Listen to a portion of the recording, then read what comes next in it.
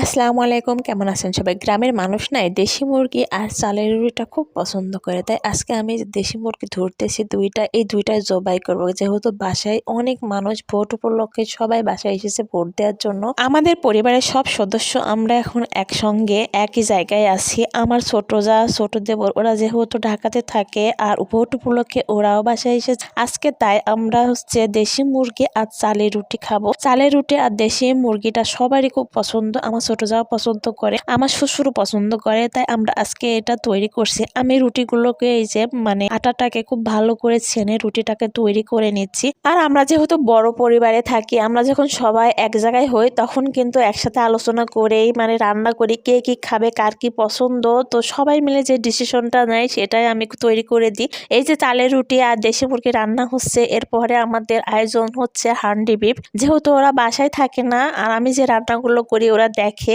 বাড়িতে আসলে পরে আমি সেগুলো আবার ফের তৈরি করে ওদেরকে খাওয়ানোর চেষ্টা করি।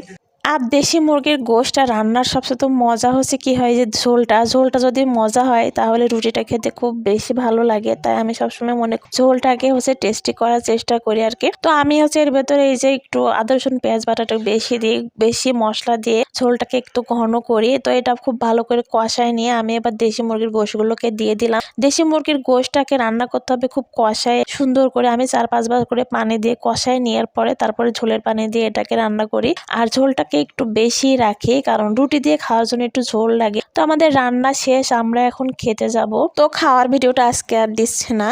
আর আমি এই যে গোশটা রেডি করছি, তো ভালো লাগলে সব লাইক কমেন্ট শেয়ার করবেন।